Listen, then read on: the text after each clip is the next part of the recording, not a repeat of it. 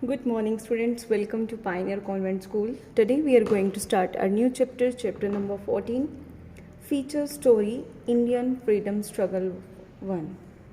So, in the last chapter, we studied that the Britishers came in India to develop their trade. They came here for the business purpose, but gradually उन्हें लगा कि India तो बहुत week country है और ये बहुत छोटे छोटे हिस्सों में डिवाइडेड है, तो इसके ऊपर रूल करना बहुत इजी होगा। तो उन्होंने इंडिया की जो किंगडम थी उनको कैप्चर करना स्टार्ट कर दिया। इससे क्या हुआ, जो इंडियन पीपल थे उनमें बहुत सारा डिसकॉन्टेंटमेंट आ गया, क्योंकि जो ब्रिटिशर थे उन्होंने बहुत सारी बैड पॉलिसीज़ बनाई, बहुत ज़्यादा एक्सप्लॉयटेशन किया लोगों का। ठीक है, तो फिर उसके बाद लोगों ने जो हमारे जो इंडियन पीपल थे उनके सारी सोसाइटीज़ ने मिलके जो ब्रिटिश पीपल है उनके अगेंस्ट रिवोल्ट किया इन 1857, जो हम लास्ट चैप्टर में रीड कर चुके हैं। तो उसके बाद जो ब्रिटिशर्स का रूल है वो एंड हो गया और क्वीन विक्टोरिया एम्प्रेस बनी इंडिया की। अब उसके बाद क्या हुआ, हमने कैसे फ्रीडम को अचीव किया, that we will study in this chapter. So let's start reading. So in this chapter we will study the beginning of freedom struggle, कि जो फ्रीडम के लिए हमने स्ट्रगल स्टार्ट हुआ उसकी बिगनिंग कैसे हुई। ठीक है, सोशल एंड रिलीजियस रिफॉर्मर्स, सबसे पहले कुछ सोशल यू कैन से सामाजिक और धार्मिक रिफॉर्मर सामने आगे आए। Rise of nationalism, partition of Bengal, Swadeshi and boycott movements, that we will study in detail in the book now. First of all we will study exploitation of Indians by the British, कि कैसे exploitation होते, शोषण हुआ Indians का by the British. In the previous chapter, you have read about the coming of EEIC. I already told you the meaning, the Indian East India Company, कि वो कैसे आए and the establishment of the company's rule over India, उन्होंने कैसे अपना rule किया India के ऊपर। The British rule in India was against the interest of the people of India.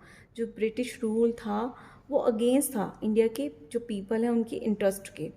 They exploited Indians and took away their wealth to Britain. उन्होंने exploit किया, शोषण किया इंडियंस का, और उनकी जो वेल्थ थी वो ब्रिटेन में ले गए। The Indians were forced to, Indian को फोर्स किया जाता था to produce goods and crops such as indigo and cotton needed for factories industries located in England. England में जो इंडस्ट्रीज और फैक्ट्रीज लोकेटेड थी जहाँ पे उनको नीड थी इंडिगो और कॉटन जैसे गुड्स और क्रॉप्स की, उसके लिए उनको फोर्स किया जाता था कि आपको यही वाली गुड्स और ये क्रॉप्स ग्रो करनी है। इंडियन क्राफ्ट पीपल होते हैं जो हैंड से थिंग्स बनाते हैं, कुडंट compete नहीं कर सकते थे किसके साथ, with the low prizes of factory made goods from Britain. अब ब्रिटेन में जो भी फैक्ट्री से चीज़ें बन के आती थी वो उनको compete तो नहीं कर सकते थे ना।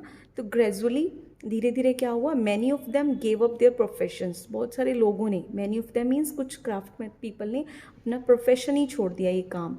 And several Indian goods that were famous all over the world such as muslin एक टाइप का क्लॉथ होता है, स्टॉप बिंग प्रोड्यूस, ये प्रोड्यूस होना बंद हो गया।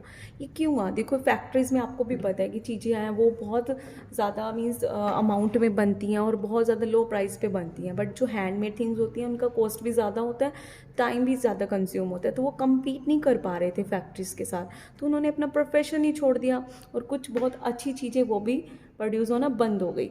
The British introduce the railways, British ने क्या क्या काम किए, उन्होंने रेलवेज़ को इंट्रोड्यूस किया। टेलीग्राफ आपको पता है कि जिसके द्वारा हम क्या करते हैं, एक जगह से दूसरी जगह मैसेजेस भेजना।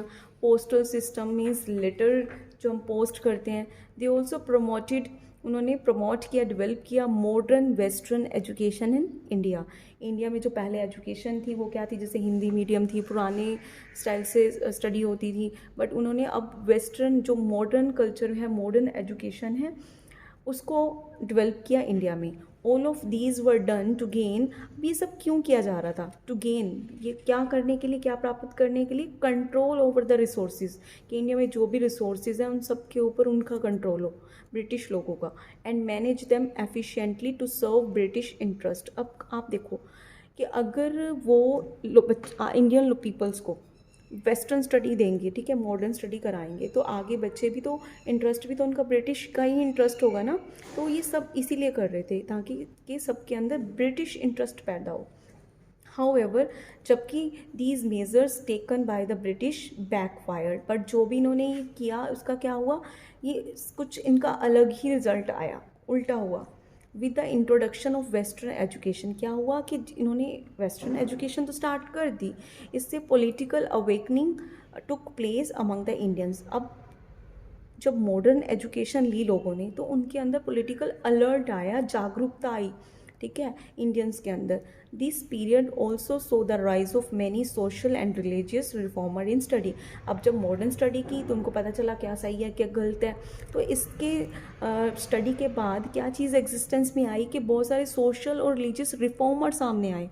रिफॉर्मर कौन होते हैं, ठीक है, जो सोसाइटी में बुराइयां फैली हैं उनको चेंज करते हैं, जो चेंज लाते हैं, ठीक है। तो बहुत सारे रिफॉर्मर्स सामने आए, ठीक है, उन्होंने बहुत सारे चेंजेस लाए।